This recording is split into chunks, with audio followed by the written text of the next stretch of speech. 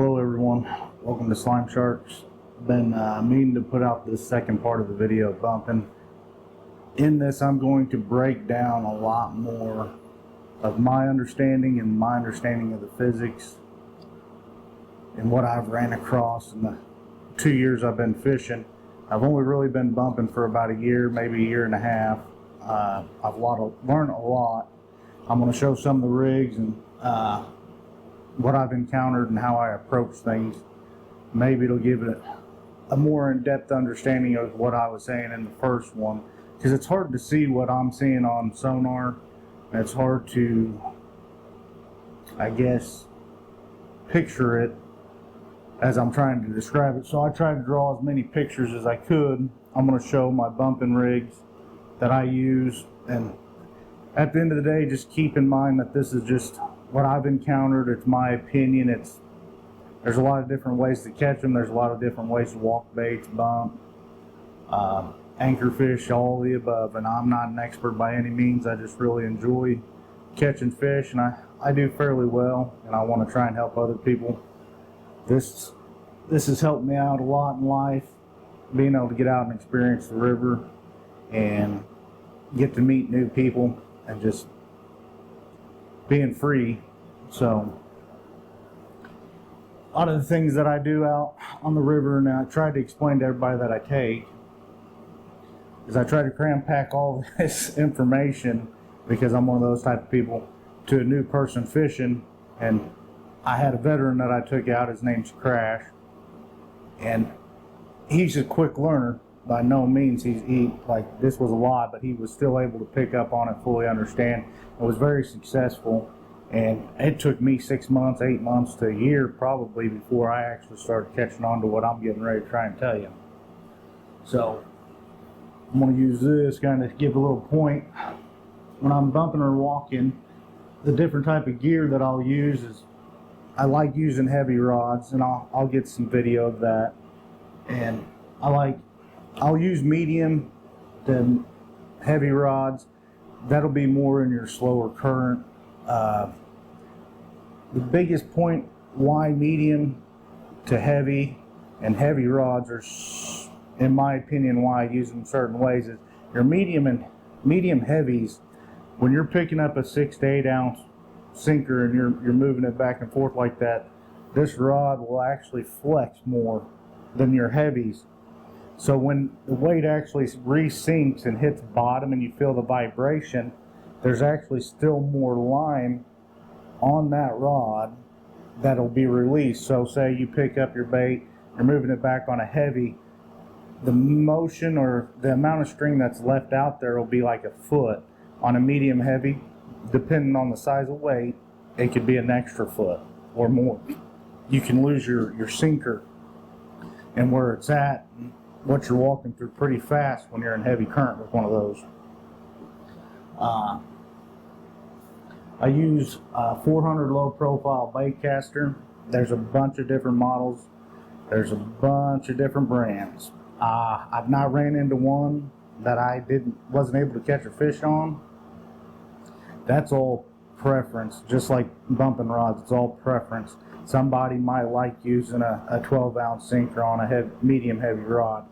That's up to them. I'm not telling you what to do. This, like I said, there's a whole bunch. I want to say their name is Piscifun 400 series low profile bait casters, and I run Hercules 80 pound 8 strand or 12 strand braid. So my mono leaders that I use, I've used Big Game mono leader for a long time. I switched over to Giant Tamer's leader. They make their leader's quite nice compared to the Big Game. Their mono is stiffer, and it being stiffer, when a fish's teeth break across it, it doesn't gouge it as fast, and that's just from what I've experienced with it. It's a little harder to tie knots, but you can cinch them down, and if you crimp, it's a great line to use crimps on as well. Never had any issues or failures out of either one. I have been testing, I want to say it's Driftmaster's armored leader line, and from what I've used over, I want to say the last 2 weeks, I'm actually really starting to lean more towards that because of how hard that line is. It's even worse than any of them to tie a knot in. But the teeth and rocks and everything that I bump through does not put nicks in that line very easy. It is some pretty stout line, even just for 80 pound. And I don't know if they make 100, but I've been running 80 pound. I run 3-way swivels, a tornado swivel, in my drop sinker line that goes to my actual lead weight. I'll use 30 pound mono. That's so if it gets hung up, I can break that off and not lose the whole rig. Because when I first started fishing, I was using quite a bit of expensive stuff, hard floats that cost $5 a piece, couple swivels, you're up now to $7. You put a $2 hook on there, then the line. I mean, I was losing quite a bit of money pretty fast. I always use a mid to small size clip just because it's less surface area to get hung up on anything, to be honest with you. My favorite hook sizes are 10 and 12 aught circle hooks or hybrids. I've been running Giant Tamers 10 aught Pure Bloods. This one's caught a lot of fish, but it's not lost its point. And until they lose their point or need resharpened, I'll just keep cutting them off and putting them on new leader. This is actually on one of my anchor rigs that I use. This has got 10-aught triple threat, and I use 10-aught and 12-aught triple threats when I'm bumping and anchoring. Those are a solid hook, just like the Giant Tamers. And I've bought so much different tackle that I'm gonna use a lot of it before I pick a certain brand and only go with it. Now, the other thing that comes into effect with bumping is picking the right sinker weight. I've bumped between a ½ ounce. I've actually bumped all the way up to a 20 ounce. Be honest with you, anything that's over 8 ounce to keep on bottom now. You can get in some situations that 10 and 12 will be effective, but it's very rare, and you need to know what you're doing to get on top of the fish because it's moving so fast. But anything above an 8 ounce is really rough to try and catch a fish in. And they can be caught in all different currents, I promise you that. I just haven't figured out how to do it safely and effectively without killing a trolling motor battery. So when I say 0.5 to 16 ounces, that's all. That's my opinion. Some people might not agree, but at the end of the day, it's going to be on you and your preference for what you like to fish. After bumping for so long, in my opinion, I really like bumping a 2 ounce up to a 6 ounce. It's not as much wear and tear on your shoulder or your arm. Then when you do hook into a monster, you ain't got 2.5 mile, 3 mile an hour current that you're picking that fish up in behind the boat, and it's not turning into a big kite and putting a whole lot of pressure on the fish, let alone your gear. You can always shut off your trolling motor. I'll explain some of that too later, to where when you're reeling in and gonna net it.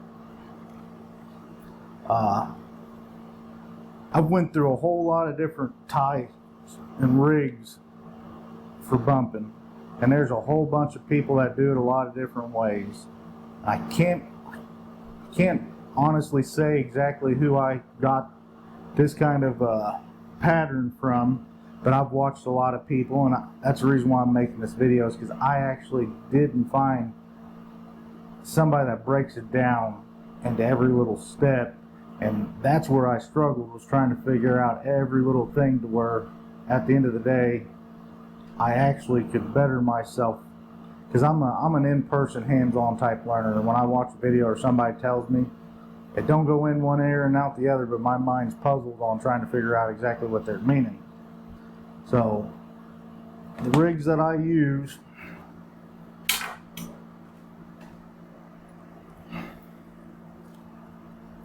will have a 3-way swivel, and you can buy these off of any tackle company pretty much.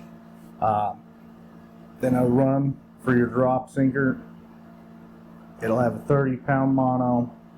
This is a smaller clip. Don't ask me what size. I get them at the local Blackout tackle, bait and tackle up the road. I think John's who owns it, but they usually carry just enough big river fishing stuff that I can utilize them, and they carry the hooks, some of the hooks that I use. Then it goes into 80-pound, and this is that Dragon Master 80-pound armored mono line.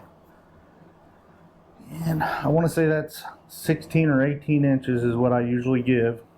And then it goes into a three-way, or not a three-way, but a tornado swivel. Now these are kind of harder to find. I absolutely love this.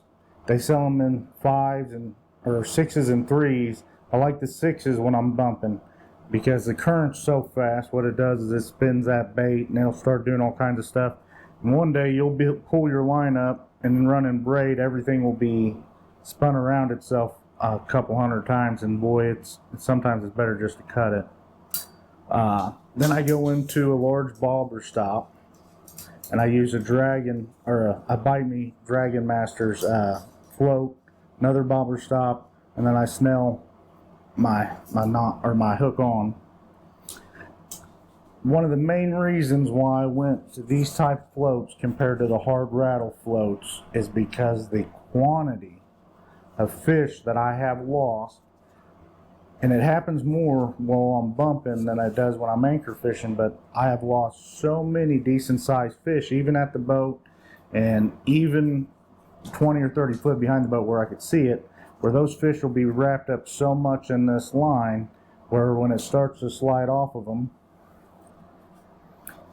this is hooked in their mouth this way, the line will come off of them, the current's pulling them back, and those hard floats will get wedged right there. And you're not going to pull a hard float through that. The hard float's going to unhook your fish for you. And I had a lot of fear of losing an actual really big fish. I'd say the biggest I've lost is probably 40 pounds, mid 40s, that I have known and seen. But I've lost probably 10 to 20 fish, and I was trying to figure out how to keep it from happening.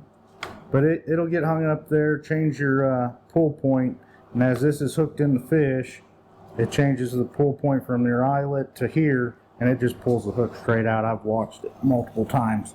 So I won't run hard floats anymore. That's just me. I've caught a bunch of nice fish on them. I've got a couple $100 worth of really nice floats out there. I just won't do it because I don't want to miss an opportunity. I'm coming up with my own kind of idea and design to put rattles on the hook, kind of like bass fishing, but that's a work in progress, and once I get to something that I decide, I'll share that. Another key point is when I'm tying on my sinker rig, if you look at it, I try to make sure that the line is shorter than where the swivel ties off.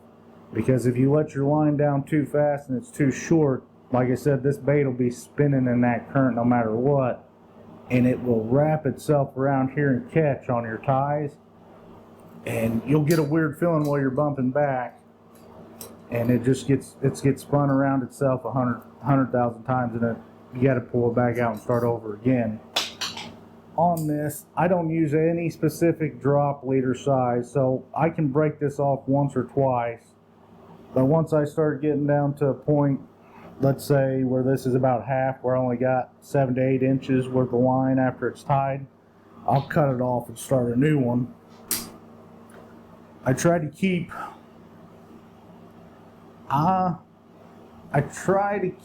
at least 3 foot, and I think this one's closer to 4 on my leader length. And I try to make sure that when I put this sinker on here and this line, that it's no closer than half. It needs to be half or less, and it's really good when it's about a third. When you're walking back baits and whatnot, and I use live scope, but I don't use it to identify the fish. I look for structure, but there's a lot of opportunities that I've had, and I will show videos of live scope and my side imaging that I recorded. It took me a while to try and get all this stuff. You'll be walking and you'll fall off into a hole and you'll see the bait go in there. And I've felt through my rod smacking fish in the face with a sinker. Most catfish, it ain't gonna bother them unless you really hit them. But keeping that heavy weight away from a fish that might be hungry to where you hit it with the sinker and, well, you just scared off an 80-pound fish, I'd rather not do it. There's quite a few people that I've watched and heard talk about how they like to keep the sinker as far away from the bait as they can. Another thing, I've caught fish with rattles. I've caught fish with floats, float rattles. I've caught a lot of fish with nothing. I've caught a lot of fish with line rattles where they just spin and rattle. But the way that I got it set up right now is very effective, working great. It's less stuff on the line and less hard stuff on the line to where it won't get snagged up or hung up, so I went that direction. There we go. So, when I'm talking to people and everybody's got different trolling motors. I don't know if you can do this with a handheld or a foot. You probably can, but it's going to take a lot of practice and a lot of effort. I'm running a Garmin, and at the end of the day, I have a very small boat. It's 17 and a half. It's 17 inches and like 17.9. So I have 100 foot-pounds on that because I turned it up to 36 volt. So I can actually, in normal water, no wind, no current, I can get over 4 miles an hour out of that trolling motor with that boat and how lightweight it is. This is all going to be different for everybody and their setup, their boat. So this is kind of just like a reference guide of what might help you identify or see what to do or try. But most of the time when I'm getting ready to bump, I'll be bumping between half a mile an hour to 4 mile an hour current. My boat's capable of doing that due to the fact of the speeds of the trolling motor and how it can pull itself in it because it's so lightweight. When I'm bumping back, I really try to stay between 0.3 and 1.5 mile an hour depending on the current. And that's a big dependent because when you get into 4 mile an hour current and you're trying to lower a bait down and get a bait to start walking properly and the boat's kind of chivying and it's running at 3/4 speed, every little thing comes into play. A lot of things can go wrong. You can get hung up, the line get in front of the boat. It's a nightmare to break 80-pound line and heavy current by yourself. Excuse me. At the end of the day, like I said, I try to fish, once it's all set up, I try to fish at 0.3 to 1.5. That's after I get faced in the current. I got the trolling motor on. It's got its heading locked. It's putting pressure against the current and slowing the boat down. So this is kind of like a diagram. This is your river or whatnot, where the current's coming from. The current's going backwards. The boat's facing forward. Trolling motor's in front of the boat. You turn on your trolling motor and hit your anchor lock, and that's where you're trying to adjust your speed to where you start going backwards. Your boat will start sliding backwards.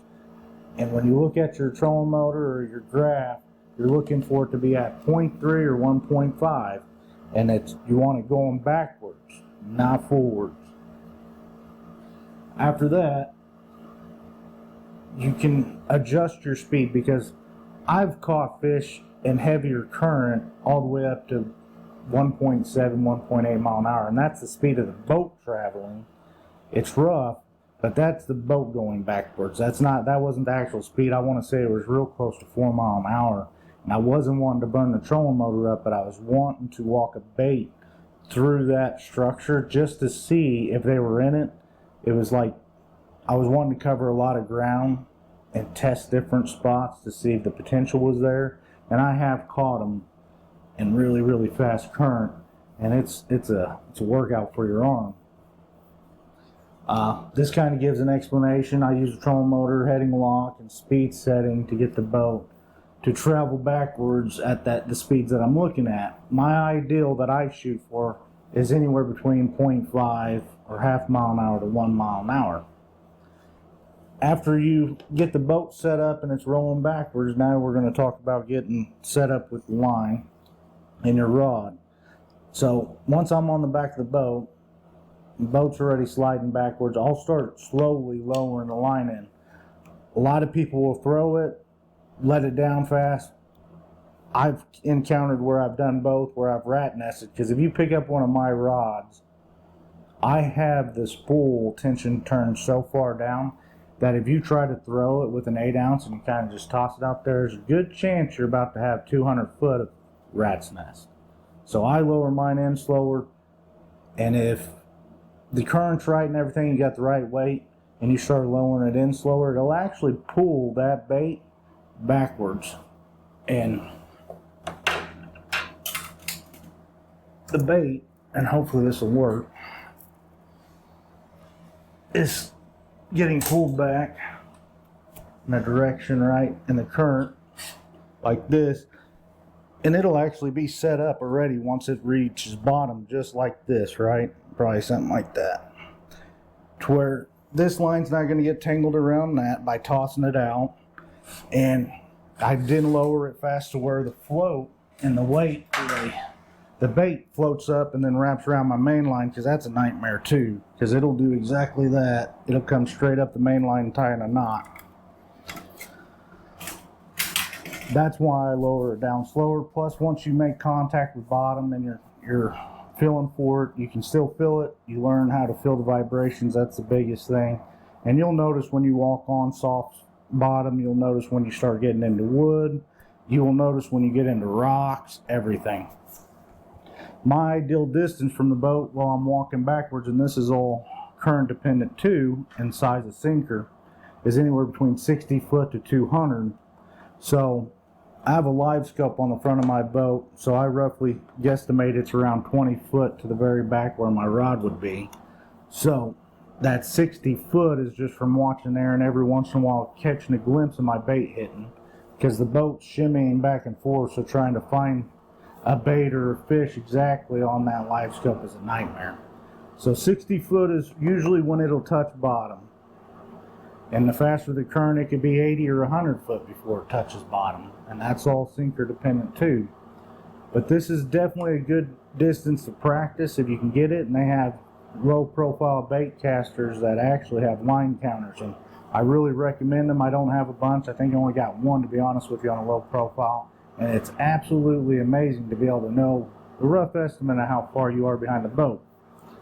Reason why I say 200 is because I've hooked into some really solid fish and heavy current, and I'm running an 8-to-1 reel.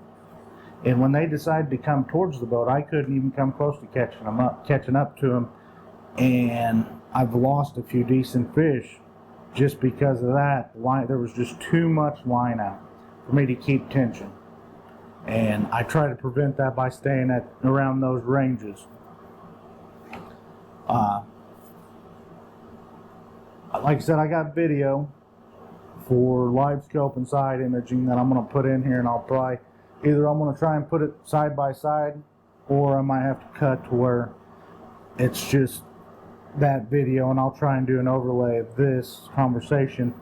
But what I'm looking for when I'm bumping is you'll run into rocks, like, well, here you go, trees, brush piles, rocks, drop off hills and holes. And if you fish the big river, you know how many of those there can be in a 2-mile stretch. There's hundreds of them. So this year I've been focusing on making sure that even if I find this structure, I want to find fish activity on traditional sonar, down imaging, and then after I do that, I'll actually double check it with live scope, because live scope don't lie. It will show you fish moving. You may not know what those fish are, but it will show you fish. I usually have my live scope turned up so much that a 5-pound fish will look like 100, because I'm looking for structures. I hate retying while I'm out there, and when I'm coming into trees or brush and whatnot, I want to know exactly how far I am from it. And as soon as I impact into it, I really try to get the bait to float over the top of it, not go through it. I pulled a lot of good fish out of wood, but me and wood don't get along when it comes to losing rigs. On this, I've noticed also, this is kind of like a strike points that I've noticed on when I'm fishing, and this can be any type of structure. So instead of hills and a hole, this could be a brush pile or rocks, you know what I mean, in between it. And you'll have flats that are coming up to it, and say it drops off in a hole. I've caught a lot of smaller fish right at the very top of that hole, almost like bass will set up and feed. I've not caught any big fish at the beginning of a hole. I really haven't, not at the top. And that could be just dumb luck that I haven't. Now, dropping off into a hole, the initial drop off, if I've actually watched the bait fall into it, because I don't have a line counter, I would say 10%, there's a 10% chance you're going to be close enough and right on top of the fish to where they're going to hit it. When I'm going back, if I put the bait in 100 times, 30 of them, I'd get a bite right before I got to the hole by one of the smaller fish. Out of 100, I'd get 10 bites right there. So as I'm walking through the hole and I'm looking at a live scope, I'll see a bunch of fish piled up here. I don't know if they're carp, catfish, or whatnot, but there'll be fish piled up here most of the time. Once I get past those fish and I know my bait just cleared them, between this point and it coming out of that hole is usually, out of 100 times if I get a bite, 50 of them is going to be in that spot between the center and coming out of that hole. And I never knew it until I looked at a live scope and I actually seen it. You know, you see fish on the front side of a hill. Why would a catfish hunker down right at the base of a hill? And heavy current, don't know, but I know for a fact they do it. I've seen it and I've caught a ton of them. A lot. They can be small fish. But 50% of my bites have come from there. As I'm coming out of the hole, if there's double hills behind it or another hill behind it, I'd say roughly 30% of the time I'll get a nice bite right in the middle of those two little hills. Once I switched over to a 12-inch graph and I was able to actually see a lot better, I've been noticing over the last couple of weeks of running it that it's just like live scope. The further you spread that image out, so say I have my live scope here and I'm shooting 200 foot back, it stretches the image out. So 10 foot, 20 foot, 30 foot, 40 foot, not bad. You can see details. But once you start getting into that 60 foot, 70, 100 to 200 foot, it'll pick up an image of something, but it will not have any detail. It'll just show that there's something there. You know, it'll be a blur and a big blob. The denser it is, it'll change colors and whatnot.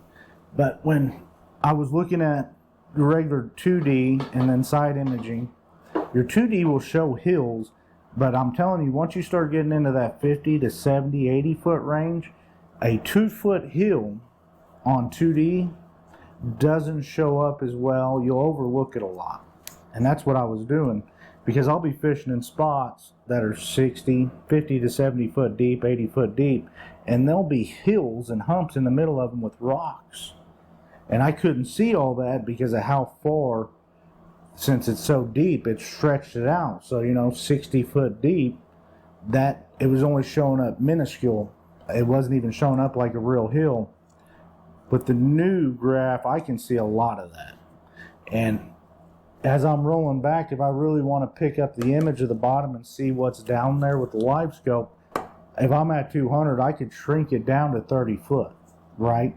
So it's only 30 foot shooting back and 60 foot down. Now I've reversed, instead of having length, right, I'm shooting depth instead of length, and it will pick up all kinds of stuff. It'll pick up trees, it'll pick up 2 foot rocks, it'll show you the contours of the bottom, it shows you everything. And I really utilize that when I'm scanning over places to double check to see if there's actually fish movement, because in heavy current, fish hunker down pretty close to the bottom. And yeah, you can get some good 2Ds sonar hits on them, but not as well as if a fish, you know, is going to the bottom, coming up, going to the bottom every couple seconds, trying to check or feed with live scope. You'll see them come up and go back down. You'll see movement.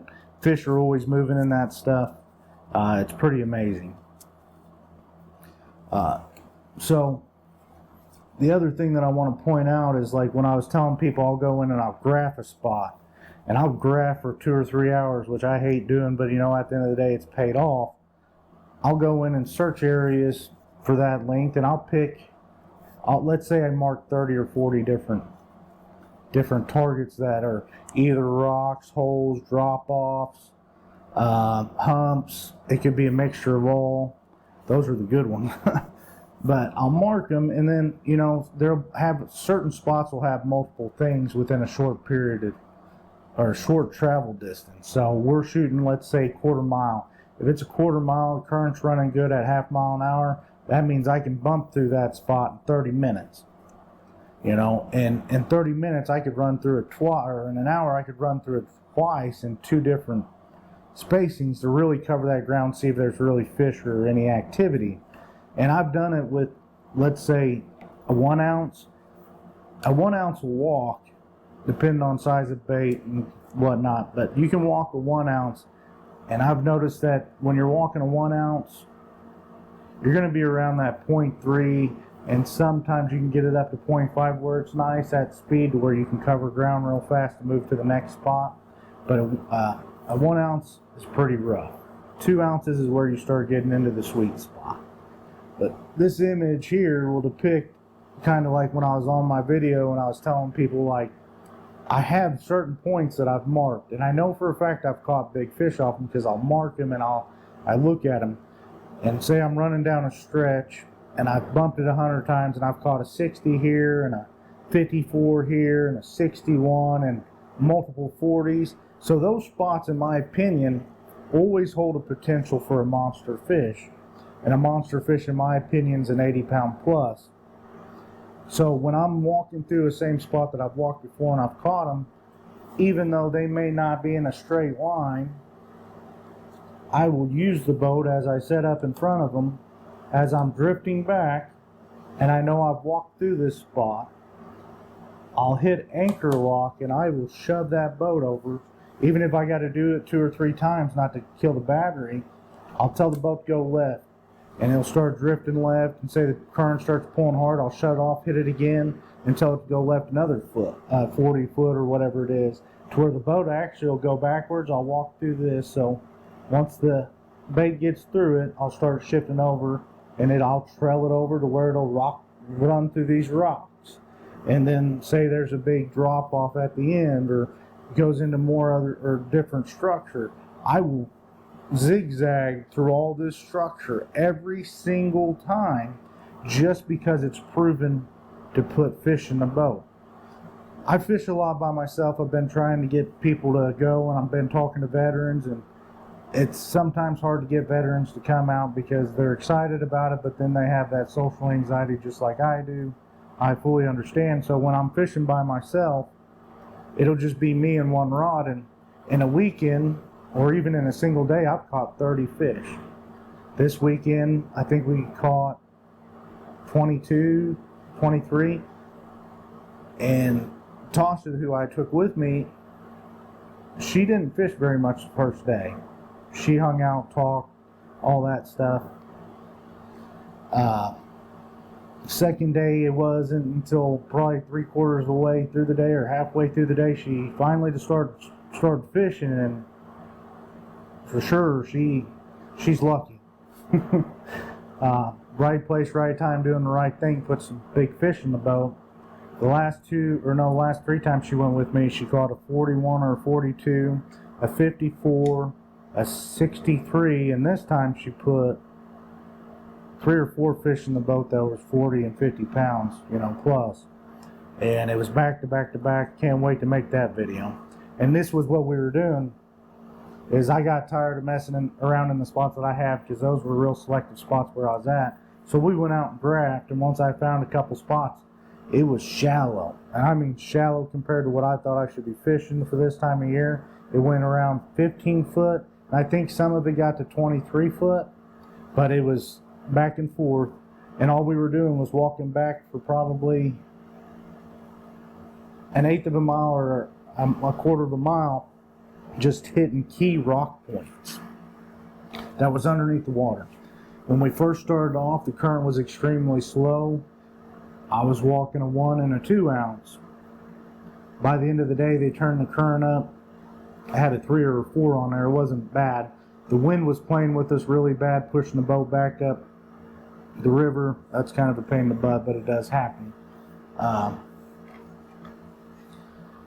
Once we got on the fish and I could actually see him, I seen him on 2D when I first noticed him, and that was me going over the structure directly. And I hate running over with a gas-powered motor if I'm getting ready to fish it. So usually if I run over it with a gas-powered motor, I try to give it like at least 20 minutes to a half an hour before I start running through it. And then say I want to go through it a couple times, I'll actually circle all the way around those points, especially if it's that shallow to where it's not constant boat traffic over the top of it, because I've seen that push fish out. And I've seen what a barge bite actually looks like on LiveScope. And it is absolutely insane when a barge comes by and it's close, the amount of fish that it pushes out from the main channel up to the sides. And especially if there's a lot of carp, we're talking hundreds of fish push out of the main channel instantly to get away from those big diesel motors or whatever's in there. And that is how those barge bites happen. I'll try and get that on videotape because it's absolutely amazing watching it. Looking back on LiveScope, I use it. So I'll say I find a big brush pile. I like casting my rod out about 100 foot. So I'll use that LiveScope to look at that brush pile. Not looking at fish or trying to jig fish out of it. I'll use that LiveScope to set me the exact distance that I want, where when I throw that bait out of the back of the boat, the LiveScope will say I'm 120 foot from it, right? I'll cast it out, and I have line counters on all my dragging and my anchor rods. Once it hits 100, I stop it. I'm using a heavy enough weight in the current, I know it's going to sink at 100, and I'll put it in place. But watching that, where you got a few fish, let's say 5 that's on the screen just swimming around a little bit, when a barge comes by, the whole screen fills up. It's crazy looking. It had to have been a bunch of carp that it pushed, but I also caught 2 fish at the same time, and that same barge did that twice to me back to back. I got it on video. I even called it as it was getting ready to happen. But this technique right here, instead of resetting over just one tree and going over it and over and over it, say you can find a couple objects or a couple pieces of structure within a quarter mile. Fish have to travel between spots. They do. It's not like they magically appear. So you have 3 or 4 spots in a quarter mile, and then you have just a dead zone. I've caught fish in the dead zone, and I've caught good fish in the dead zone. It's perfectly flat, it's just a mud bottom. There ain't nothing there. All of a sudden, randomly, you'll see a monster fish swim through LiveScope. They travel, so don't be afraid to say this one's set up. You're set up right on it. You're 200 foot from it. You bump into it. This one's another eighth of a mile down, and there's a big flat. Make the distance. Scoot over, get over it to where you go over the top of it. Same thing with any of that stuff. If that one's another eighth of a mile, go for it. I've learned not to be very set in certain ways and techniques because I try random stuff all the time to see if it works. One perfect example. This is crazy. I'll probably sound like a lunatic. So I was out at a dam, and they shut the hydro off completely. And this hydro usually is one of the biggest current causing forces out there. Well, when they shut it off, the dam was still coming out, and this is a deep hole, so it changed the current on top compared to bottom. And then I'll try and talk about that too. The current on bottom was still getting pushed downriver every bit of 2 mile an hour. The top, you'd almost just sit there and spin like you're in a fishbowl, and it wasn't going nowhere. So I decided to drag it, and there I was. There's a few people that was wind drifting and still bumping like a Kentucky rig down, and nobody was catching anything. And I was like, you know what, I'm going to throw 3 rods out the back. I'm not even going to put planer boards on because there's too many people here.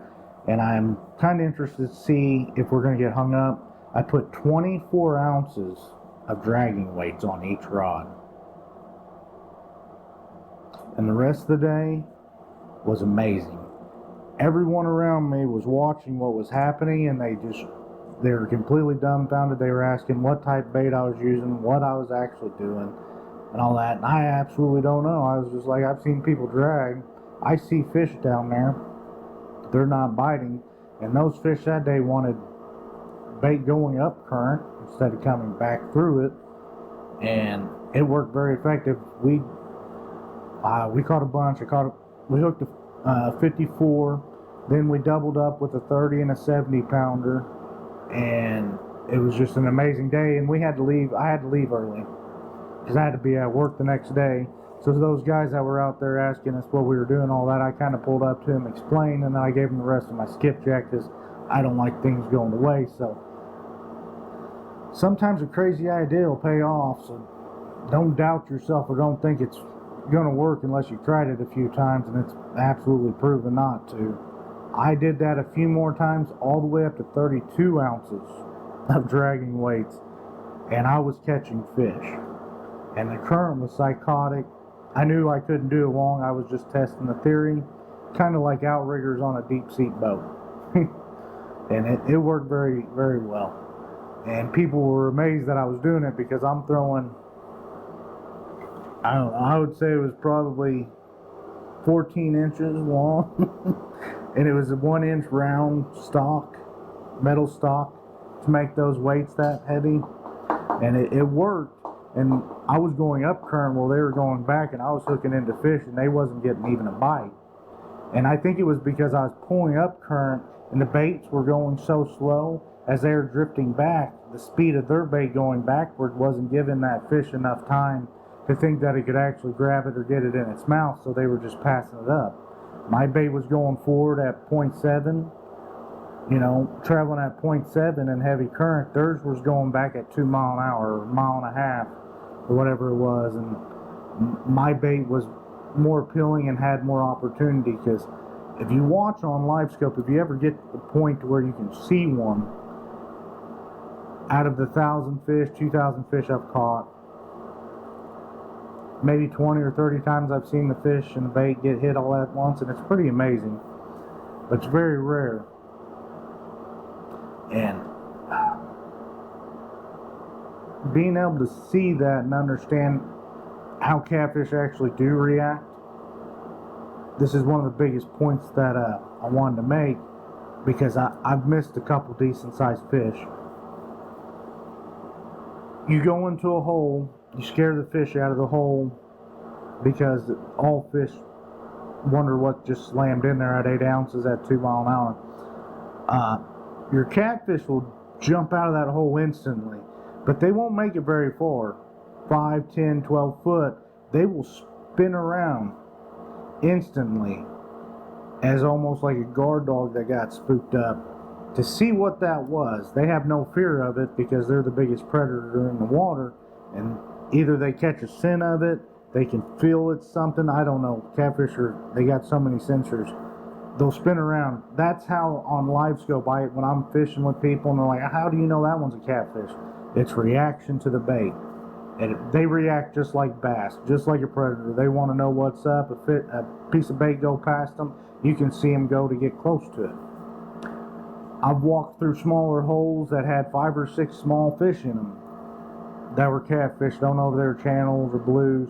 I caught a blue doing it, but I'll walk through a hole like this, 5 or 6 little channel cats or blue cats will jump up, and I'm watching the bait very rarely, but occasionally I'll watch the bait go by, and you can see these little catfish. They keep jumping, trying to get behind the bait to where they can get in position of catching that bait or eating that bait. And I've watched them follow that bait for 200 yards before one of them got the goal up to actually hit it.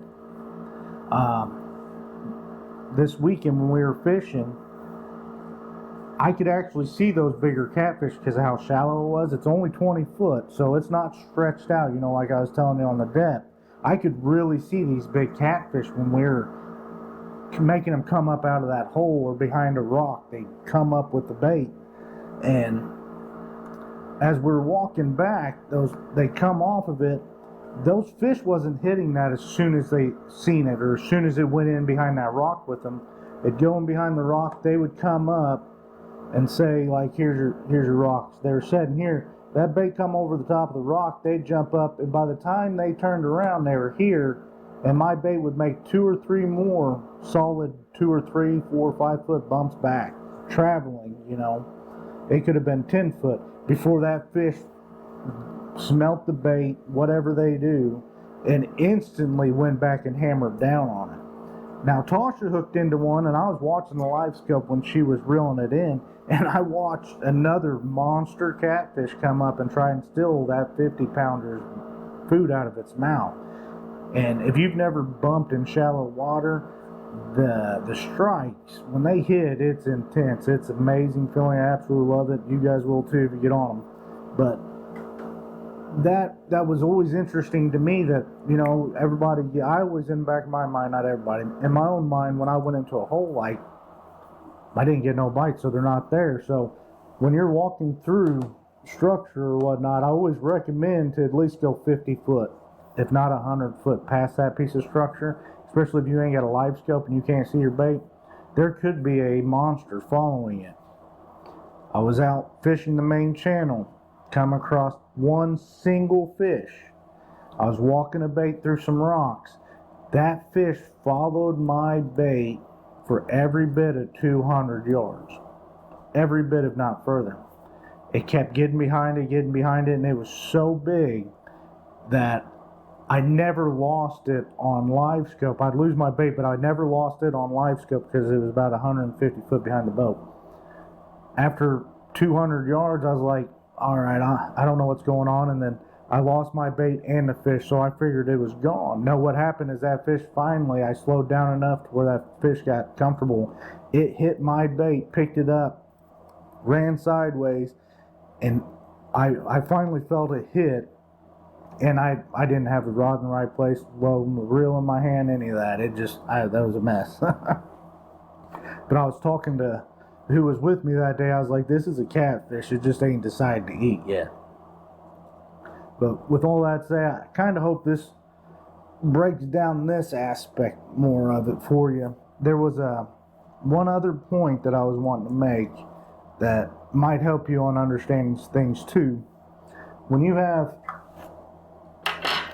everybody's rods will be different. When you have your rig set up, current speed and lead and bait size all determine what you have to use. So let's say I'm going to bump in a 1/2 mile an hour current, and I'm using a 2 ounce. Well, that'd be a little heavy for that, but you get what I'm saying. I'm bumping in 1 mile an hour current using a 2 ounce. I have a float on there, which is going to reduce the weight of that sinker, right?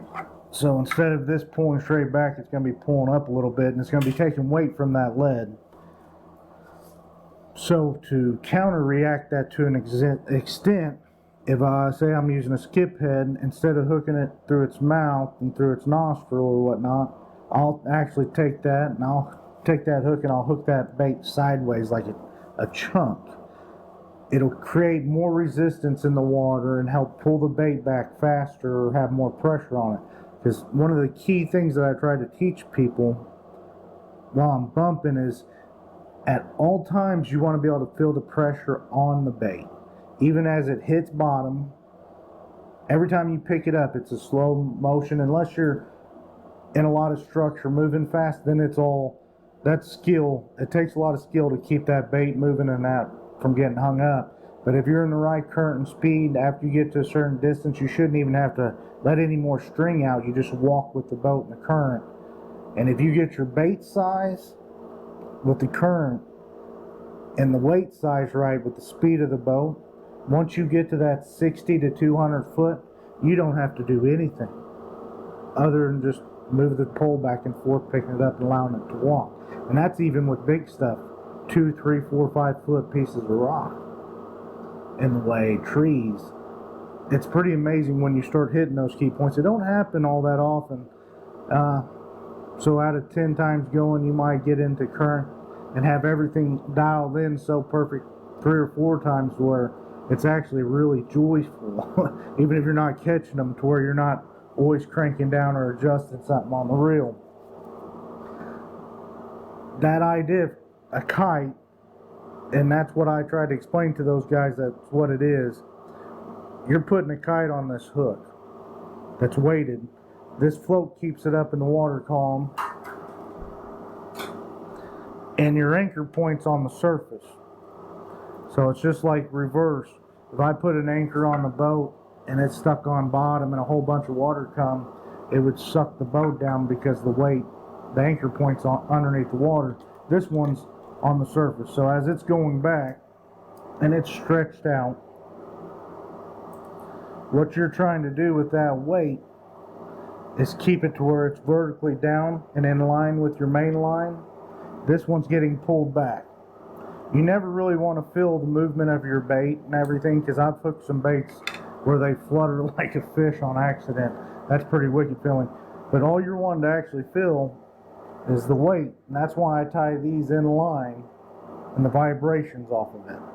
And preferably I use a float to where if I do get into bigger rocks or into trees, it'll help it go over instead of through or try and go underneath. That kite effect, at all times when I'm telling people that they're bumping back, that pole, medium, heavy action, you should see the pressure of the bait. And then once you're moving it back and forth and it comes down and impacts, that line should never go loose. It should never go loose. Your pole shouldn't straighten up instantly and you have slack in it or anything because of the speed of the boat going back or any of that. It should always have pressure on it, and just a little bit. We're not talking about folding it over, just a little bit, to where you never lose the pressure on it. Once you get it to where you're feeling the pressure and you start tapping this off bottom, you will feel those subtle vibrations.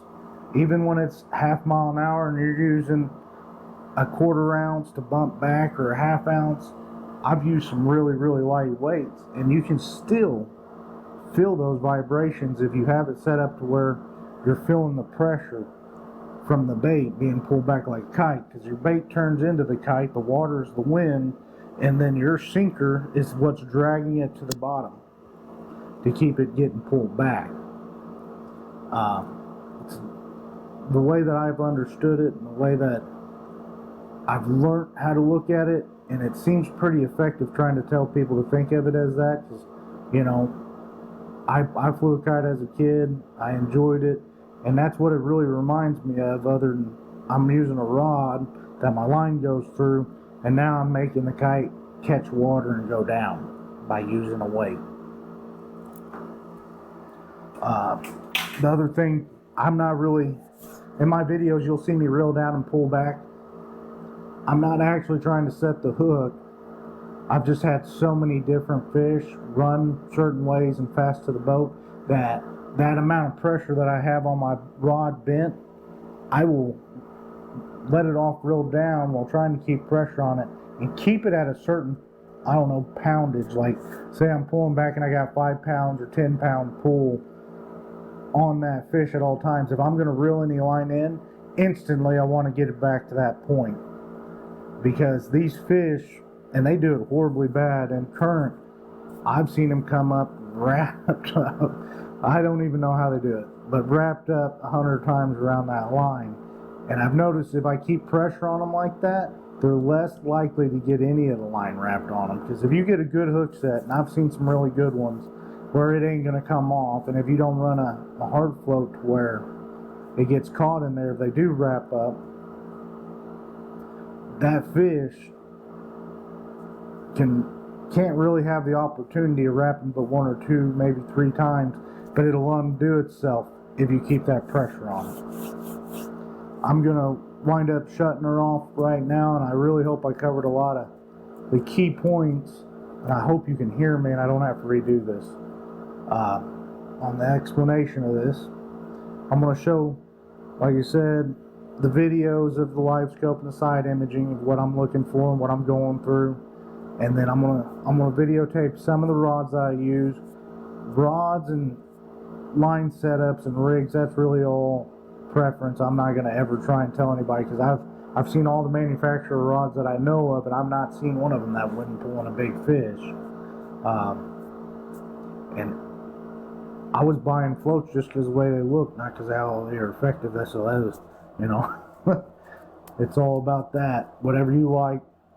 I really do hope you guys can utilize some of this information. I hope you guys can catch your new PB or a bumping PB, whatever it may be, by understanding it better. And if you ever get in a spot where you need a question answered or I didn't make enough sense, reach out to me. And if I can't explain it in words, I do a lot of traveling. Maybe one day we can link up and I'll take you out and show you what I'm meaning. Other than that, I really appreciate you guys helping by watching and being a part of what I'm trying to make here and do. And I got a lot of content that I haven't went through and that I need to go through, and I've caught some good fish this year, so I hope you guys stay tuned and watch all that as well. Share with a friend and like and subscribe if you could. Thank you.